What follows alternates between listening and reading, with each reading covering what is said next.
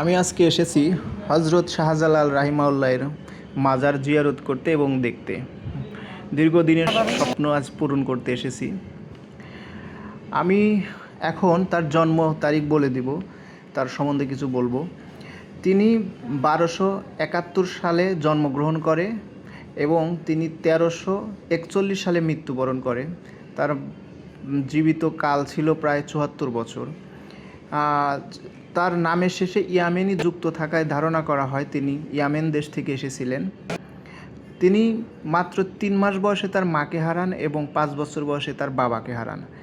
মা এবং বাবাকে হারানোর পরে তিনি তার মামা আহমেদ কবির খানের তত্ত্বাবধানে বা পালিত সন্তান বা দত্তক সন্তান হিসেবে লালিত পালিত হতে থাকেন এবং মামাই তাকে ইসলামী শিক্ষায় শিক্ষিত করেন। তিনি আরবের বিভিন্ন জায়গায় পড়াশোনা করেন এবং 32 বছর বয়সে ইসলাম প্রচারের উদ্দেশ্যে এই ভারতবর্ষে আসেন। 360 আউলিয়ার যে আমরা জানি, সেই 360 আউলিয়ার প্রধান ছিলেন তিনি। শাহ মকদম, শাহ পরাণ, এরা ছিল তার শাগরেদ বা শীর্ষ। তিনি ভারতবর্ষের একটা স্বপ্ন দেখেন ভারতবর্ষে আসার ব্যাপারে। সে স্বপ্নটা ছিল এরকম যে তিনি ভারতবর্ষে আসছেন এবং ধর্ম প্রচার করছেন। সেই স্বপ্নটা তার মামা আহমেদ কবির খানের কাছে ব্যাখ্যা করেন এবং মামা সেই স্বপ্নটা শুনে ব্যাখ্যার উত্তর দেন এবং তাকে ভারতবর্ষে যাওয়ার জন্যে অনুপ্রাণিত করেন এবং আসার সময় তাকে এক মুঠো মাটি দিয়ে দেন যে এই মাটির রূপ, রস, গন্ধ যেখানের সাথে মিলবে বা সেইখানে যেন সে তার আশ্রমটা তৈরি করে। তো সেই অনুযায়ী তিনি ভারতবর্ষে আসেন এবং সিলেটকে বেছে নেন। সিলেটের সাথে তার সেই কথার মিল পড়ে, সিলেটেই সে তার আশ্রম সৃষ্টি করেন। এখানে বিভিন্ন ক্রান্তিলগ্ন তাকে পার করতে হয় ধর্ম প্রচার করতে। সে এসে সফলও হয় ইনশাল্লাহ। তার মাজারের আমি এখন উপরে এসে গেছি। এখানে তার কবর আছে যেখানে তিনি শায়িত আছেন। যদিও ওইভাবে ভিডিও করতে দেয় না, আমি চেষ্টা করেছি। এই যে সেই কাঙ্ক্ষিত লাল কবরটা ওনার। যদিও ভিডিও ধারণ করা ওইভাবে সম্ভব না, তারপরে আমি চেষ্টা করেছি, কারণ ওখানের যারা আছে তারা কর্তৃপক্ষ ওনারা ভিডিও করতে দেয় না। এই যে বিভিন্ন জায়গায় বিভিন্ন মানুষ বসে বসে কোরআন তেলাওয়াত, আল্লাহর জিকির করছে।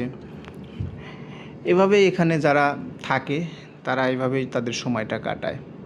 হজরত শাহজালাল উনি এসেছিলেন মূলত ধর্ম প্রচার করতে এবং ওনার মাধ্যমেই ধরা চলে এই আমাদের যে বর্তমান বাংলাদেশ, এখানে ইসলামের যে 90% ইসলাম মুসলমানের দেশ আমরা যেটা বলি, সেটা সম্ভব হয়েছে ওনাদের মতো কিছু পীর আউলিয়া, গাউস কুতুব ওনাদের আগমনের কারণে।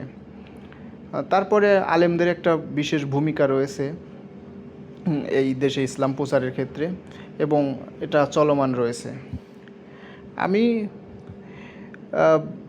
চেষ্টা করেছি ভিডিওটা ধারণ করতে, কারণ এখানে ভিডিও ধারণ করা ওইভাবে অনুমতি নাই। তারপরে আমি বলে একটু ভিডিও ধারণ করার চেষ্টা করেছি। এখন যে কবরগুলো দেখছেন 3টা কবর, এটা আমি 4টা কবর আমি ওনাদের কাছ থেকে শুনেছি যে এটা নাকি তারই সময়ের তার শাগরেদ ছিল। নামগুলো আমি বলতে পারলাম না, ওইভাবে শোনা হয় নাই। তবে তার সময়ের তার লোক, তার সঙ্গী সাথী ছিল, তাদেরকে তার কবরের পাশেই কবর দেওয়া হয়েছে। এখানে বিভিন্ন মানুষ আসে, দান খয়রাত করে। হ্যাঁ, আমি নিজেও করেছি, চেষ্টা করেছি। আর সাথে আমি আরেকটা জিনিস ভিডিওতে ধারণ করেছি, সেটা হলো চিত্রনায়ক সালমান শাহর কবর। এটাই হলো সেই চিত্রনায়ক সালমান শাহর কবর, যাকে শাহজালাল এর মাজারে কবর দেওয়া হয়েছে 1996 সালের 7 সেপ্টেম্বর। চিত্রনায়ক সালমান মারা যান। তাই ধারণা করা হয় তাকে তার স্ত্রী এবং ডন বিভিন্ন ব্যক্তি মিলে হত্যা করে। তার বিচার কার্য এখনও চলমান, হয়তো বিচার হলেও হতে পারে। মামলাটার কিছুটা আগাইছে, সঠিক পথে। এতদিন তো ঝুলন্ত অবস্থায় ছিল। আর এখানে যতগুলো কবর দেখতে পাচ্ছেন, এখানে বিভিন্ন ব্যবসায়ী, বড় ধনী লোক, সিলেটের স্থানীয় লোক এখানে কবর দিতে পারে। অনেক কবর, অসংখ্য কবর, প্রায় 1000 খানেক তো হবেই, 2-3 হাজার কবর তো হবেই। আমি যতটুকু দেখলাম হেঁটে হেঁটে। চিত্রনায়ক সালমানের কবরের আশেপাশে অনেক কবর। এখন নিচে যে দৃশ্যগুলো দেখতে পাচ্ছেন এরা হলো বিশেষত ফকির, যাকে বলে ফকির, পাগল প্রকৃতির যে লোকগুলো, তারা ছিলে এই মাজারের এখানে। তারা কোনো কাজকর্ম করে না, এখানে তারা সারাদিন শুয়ে থাকে। মাজার থেকে যদি কোনো খাবার দাবার দেয় সেগুলো তারা খায়। এভাবেই তাদের জীবনটা চলে। তাদের সংসার নাই, ধর্ম নাই। ধর্ম নাই বলতে এটা বলা যাবে না, অর্থাৎ তাদের কর্ম নাই আর কি। তারা বিয়ে শাদী করে না। এটা একটা মসজিদ, এখান দিয়ে উঠতে হয় মসজিদে আর কি, যে মসজিদটাতে আমি গিয়েছিলাম। আর এই পাশটা হলো, এখানে ওই যে আরও কিছু ফকির সন্ন্যাসীরা শুয়ে আছে। এরা এভাবেই থাকে, সারাদিন এভাবে থাকে। দেখলে মনে হবে মরে গেছে, কিন্তু কাছে গিয়ে দেখবেন যে না, মরে নেই। আমি আরও নিচে চলে আসছি।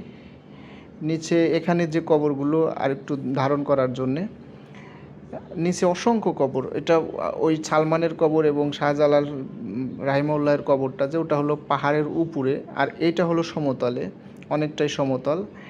এখানে অনেক কবর, অসংখ্য কবর।